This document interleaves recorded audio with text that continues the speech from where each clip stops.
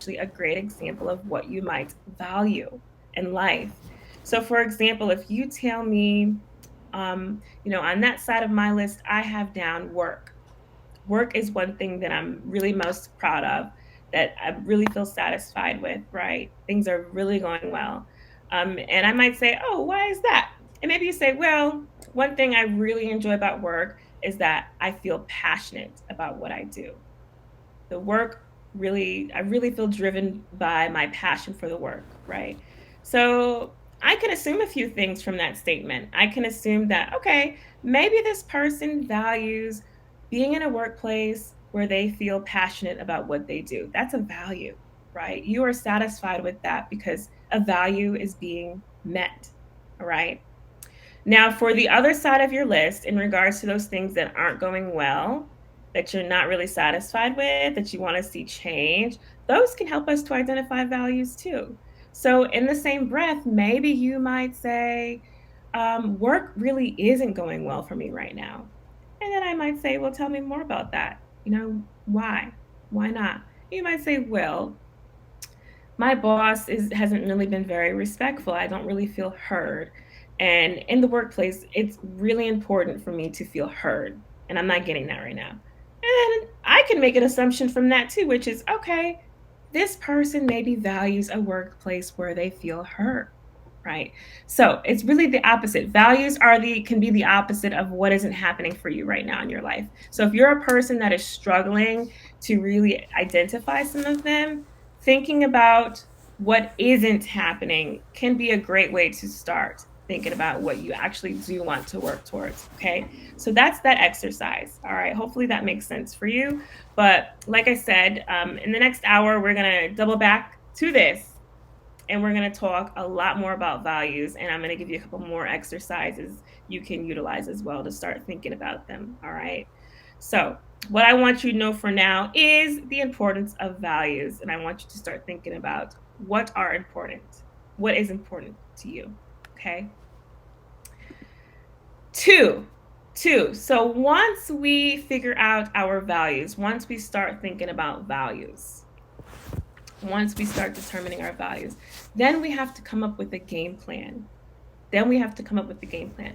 What is the game plan? The game plan is simply goal setting. I'm going to let you in on a little secret about human beings that I have learned from working with you all. And the little secret that I have is that human beings like to work hard. They really do. Human beings like to set goals. You truly do. Remember, I said as humans, I think we thrive off of feeling purposed. In order to feel purposed, we must set goals, right? To feel like we're actually working towards something. From my experience as being a therapist and working with different people from all different backgrounds, I have learned that people like to work. We do. We like to work. And we like to work hard, right? The thing about it, though, this is the thing, this is the secret. We don't like to work hard if we don't feel like there's going to be a benefit. We don't like to work hard if we feel like in the past we've put a lot of our energy into something and it felt like nothing came of it. We don't like to work hard if we feel like, we're not going to reap what we sow, right? We don't like to work hard if we don't see the fruits of our labor. That's when we want to give up. That's when we want to start to lack goals, right? That's when we get maybe kind of lackadaisical and get kind of stagnant, when we feel like we've given our all and nothing came of it. That's the secret to human beings, right? It's not that we don't want to create goals. It's not that we don't have it within us, but it's sometimes we get burned out, right? We don't feel like anything's coming from it. This is why values are so important because they help us to be able to define what's most important to us and they help us to be able to define what we are working towards. So, I believe that we cannot goal set without having values. We cannot begin to even think about what it is we want to go after in life until we first think about what is important to me. Okay? So, values and goals are very closely aligned, and we will get really deep into that in part three as well. But for now, I'm just going to say it, just give it to you right now, but we're going to go deeper later on. For right now, I just want you to know they are related. Goals and values are related. They're related. They're related. Related. Okay. I want you to drill it in your head, make it stick. Okay. Um, so yes, yes. So how do we create our action plan, right? How do we create our goals? One way that I feel that you can get a good start with that is really sitting yourself down and thinking about short-term versus long-term goals. This is how you create your game plan. Determine your short-term versus long-term goals, okay? Now, when I was in high school, I'm remembering that I think the textbook definition for short-term versus long-term goals was a short term goal is something that we can accomplish within 6 months or less, right? So there's a time limit on it, 6 months or less. A long term goal is typically something that can be achieved within 6 months or more, right? That is a textbook generic definition that I think many of us probably heard, right? Is it just me, or did you all hear that before? That's what I grew up hearing.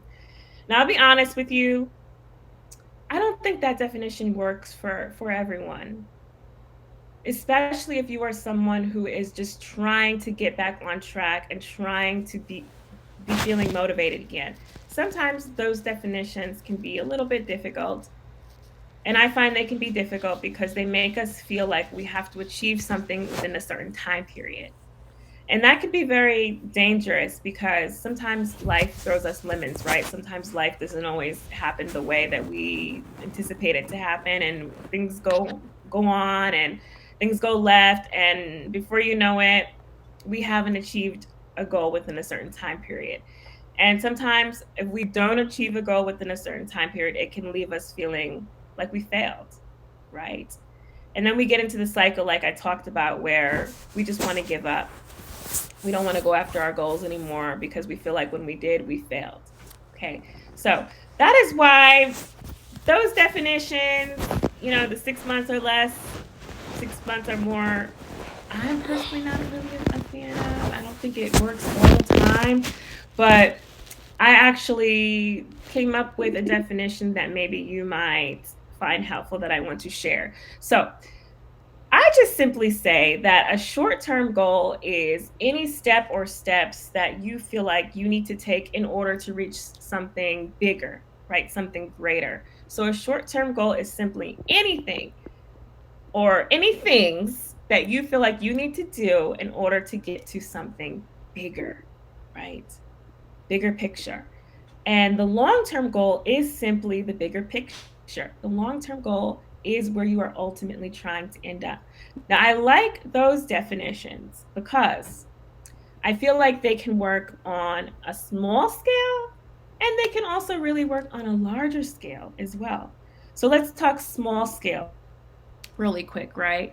So, on a smaller scale, let's say that tomorrow I wanted to make a trip to the grocery store. Like, that's my plan. Tomorrow, I want to make a trip to the grocery store, right? That is considered a long term goal because it is future oriented. It is something that is not going to happen right now, this instant. It is a long term goal, right? So then I need to think about, all right, well, what do I need to do in order to make that grocery store trip happen, right? What are the short term steps, or what is the step that I need to take in order to follow through to make that trip to the store happen? Could be a lot of things. Maybe today I'll carve out some time to make a grocery list. Maybe I'll check out my bank account and see what my funds are looking like. How much can I actually spend at the grocery store? Maybe I'm going to think about transportation. How am I actually going to get there? Will I drive myself? Or maybe I'll do Instacart and have it dropped off to me. Or maybe I'll take an Uber, right? Or maybe I'll just send my husband to go do it. So how am I going to tackle it, right? How am I going to do some couponing before, right? So these are all steps that I have to consider before I even follow through with the goal of going to the grocery store tomorrow, right? What time am I going to go? When is this going to happen, right? This is how I want you to start thinking. Remember, goal setting is not the issue. It's easy to goal set and to talk about things that sound good and talk about New Year's resolutions, right? That we want to accomplish. But the issue is sometimes we don't always set realistic and attainable steps in order to get there.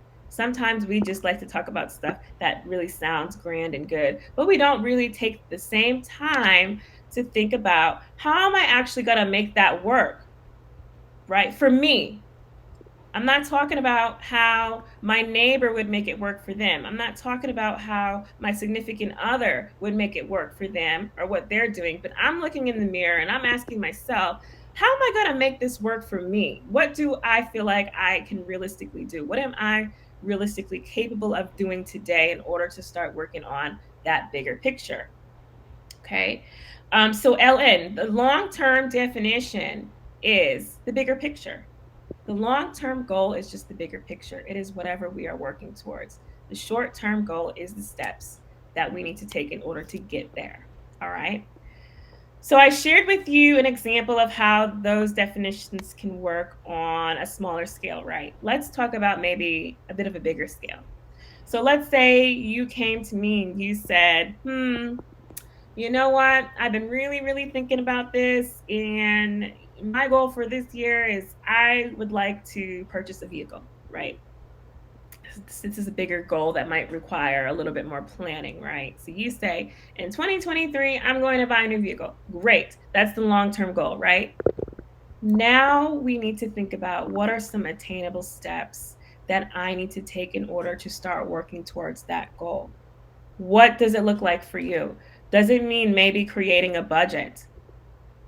Does it mean maybe considering, do I have it within my budget to purchase a brand new car? Or maybe I need to look at used cars, right? What is my price range, right? Do I want to buy the car outright or do I want to take out a personal loan for the vehicle? What can I afford monthly on the vehicle, right? These are the types of questions and the things you need to ask yourself. Do I need to save? And how much? How much should I be saving every week or every month in order to make the goal follow through, right? So, this is being proactive. Short term goals are about being proactive, and they are also about taking baby steps as well. They are also about not being afraid to break your goals down into smaller pieces, right? Because sometimes I think we might set a long-term goal. It's kind of like a pizza, right? Anybody like pizza? I love pizza. When you have a whole pizza, right, with all the toppings and the cheese and the pepperoni and all the good stuff, what do you guys like in your pizza? Onion, sausage, whatever, right? It looks good. It's hot, right? It looks good. That's how our goals, our long-term goals are, right? We have this big pie, this big pizza pie, that it looks so good, right? And we want it. We want to eat it, right? We want to tackle it. And then sometimes we eat the whole pie by ourselves, right? Because it looks so good. And then what happens? Maybe we feel sick afterward, right? Maybe it doesn't sit well with us. Okay. Maybe we kind of regret it later on, right? That, oh man, I shouldn't have ate that whole pizza. I think sometimes that's how we tackle our goals. Like we have a goal that's so big and it sounds so good and we can't wait to just see it happen, right? That we jump all in, we put all of our eggs in one basket, and then sometimes things go left. Sometimes we don't feel good afterwards. Sometimes we feel burned out afterwards. Sometimes we want to give up afterward. And the goal is never really accomplished because what's the saying? They say you don't want to bite off more than you can chew, right? We do it. We do that. So don't be afraid to break your goals down into smaller pieces. You don't need to eat that whole pizza pie immediately. It's okay to take a slice, right? It's okay to take one piece at a time, one bite at a time, savor the flavor, right? We can do that. We don't have to get overwhelmed and try to take on the whole thing at once. It's all right. I encourage you to break down your goals into smaller pieces. This is especially important when it comes down to our mental health as well. Remember, we started off this series really focusing in on depression because, as I mentioned to you, it's one of the most common mental health disorders I see people have to deal with, especially during this time of year, like in the winter time around the holidays and around the new year. A lot of us suffer from depression. So that is kind of like my focal point, right? When it comes to that, it's all right to start small because what depression does to us is it makes us lose motivation, right? It makes us feel like we don't really have the energy to do a particular thing or things. On Thursday, if you missed, we talked about how depression can literally change the chemicals in our brain, right? To a point where we are feeling down without a cause, right? Depression is just that real. I know the realness of depression. I know that it will make you feel like you just want to get up. It can get dark like that. That is why I'm saying don't be afraid to start small. That is why I'm saying you have to look inward and ask yourself, what am I capable of doing today? What do I have energy to do today? Not tomorrow, not next week, not next year, right? We are talking about short term. What step can I take today in order to better my health? What step can I take today in order to contribute to my long term goal? Okay, does that make sense? What can I do? Even if it's as little as you getting out of bed, if that is all you did today to contribute to your long term goal, that is a success. That's enough, right? Even if it's just you making an effort to call someone on the phone that you haven't talked to in a long time just to get that socialization, that counts as a small step. All right. Even if it's just you after this groupinar, maybe you just sit down and you jot down 3 goals for yourself for the week. That's something. I will take it, right? I'm not talking about you being able to eat that whole pizza today. I'm talking about how can I take a slice out of the pizza? What can I work on today? What do I have energy to do today? Ask yourself that. The next time you are feeling lack of motivation and you're feeling like giving up, that's okay. I want to normalize that feeling, right? Because we're human. Guess what? We're not robotic. We don't feel happy all the time. We don't feel like jumping up and down and running in circles and doing cartwheels all the time. Life is hard, right? We don't feel like that all the time. It's okay. You don't have to feel like that all the time, right? It's okay to acknowledge, all right, today I'm feeling kind of low, or this week is a low week for me. This week I'm feeling burned out. It's okay. It's okay. You can give yourself the grace to be able to feel like that. But my challenge for you is to ask yourself, all right, I know today I'm feeling a little bit off, but let me think about what I do actually have the energy today to do, right? What can I do? What can I do? What baby step, what small step can I take today for me, right? Challenge yourself. Challenge yourself there. You have to push yourself sometimes, right? One more thing I want to bring up before we go to the next slide is the word failure. The word failure. I think we use the word failure a little bit too much. We really beat up on ourselves. Why is it so easy to be kind and to give kind words of encouragement to everyone else but ourselves? Right? How are we able to uplift others, but when it comes down to ourselves, we're so mean and we tell ourselves we're failures and we're never going to be good enough and let's just give up and we're never going to amount to anything. Why do you talk to yourself like that? Don't talk to yourself like that. That doesn't get us anywhere, right? I want to encourage you to replace the word failure with setback today. That is your